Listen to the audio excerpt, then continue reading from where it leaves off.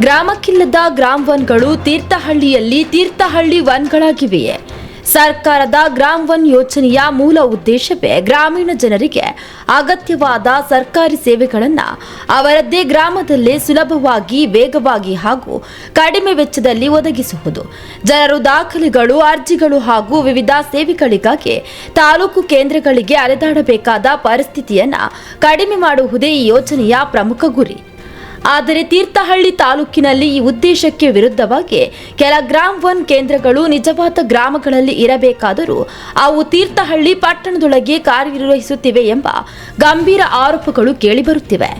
ಇದರಿಂದ ಗ್ರಾಮೀಣ ಜನರಿಗೆ ಸಿಗಬೇಕಾದ ಸೌಲಭ್ಯಗಳು ಅವರಿಗೆ ದೂರವಾಗುತ್ತಿರುವ ಸ್ಥಿತಿ ನಿರ್ಮಾಣವಾಗಿದೆ ಎಂಬ ಅಸಮಾಧಾನವು ವ್ಯಕ್ತವಾಗುತ್ತಿದೆ. ಇನ್ನೊಂದೆಡೆ ಗ್ರಾಮ್ ಒನ್ ಕೇಂದ್ರಗಳಲ್ಲಿ ಕೇವಲ 10 ರೂಪಾಯಿಗೆ ಲಭ್ಯವಾಗಬೇಕಾದ ಸರ್ಕಾರಿ ಸೇವೆಗಳಿಗಾಗಿ ಕೆಲವರು ಅನಧಿಕೃತವಾಗಿ 300 ರಿಂದ 500 ರೂಪಾಯಿಯವರೆಗೆ ಶುಲ್ಕ ವಸೂಲಿ ಮಾಡುತ್ತಿದ್ದಾರೆ ಎಂಬ ದೂರುಗಳು ಸಾರ್ವಜನಿಕ ವಲಯದಲ್ಲಿ ಹರಿದಾಡುತ್ತಿವೆ.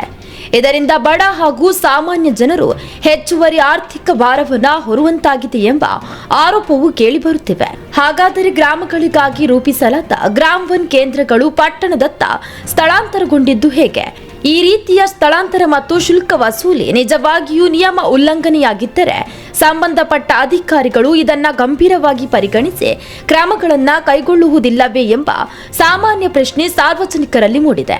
ಸಂಬಂಧಪಟ್ಟ ಇಲಾಖೆಗಳು ಈ ವಿಷಯದ ಬಗ್ಗೆ ತಕ್ಷಣ ಸಮಗ್ರ ತನಿಖೆಯನ್ನು ನಡೆಸಿ ಗ್ರಾಮ್ ಒನ್ ಐಡಿಗಳ ದುರುಪಯೋಗವಾಗಿದ್ದರೆ ಅವುಗಳನ್ನು ರದ್ದುಪಡಿಸುವುದರ ಜೊತೆಗೆ ತಪ್ಪಿತಸ್ಥರ ವಿರುದ್ಧ ಕಾನೂನು ಕ್ರಮ ಕೈಗೊಳ್ಳಬೇಕು ಎಂದು ಸಾರ್ವಜನಿಕರ ಬಲವಾದ ಆಗ್ರಹವಾಗಿದೆ. ಇಂಡಿಯಾ 9 ಕನ್ನಡ ನಿರ್ಭೀತಿಯಿಂದ ನಿಮ್ಮ ಜೊತೆಗಾರ.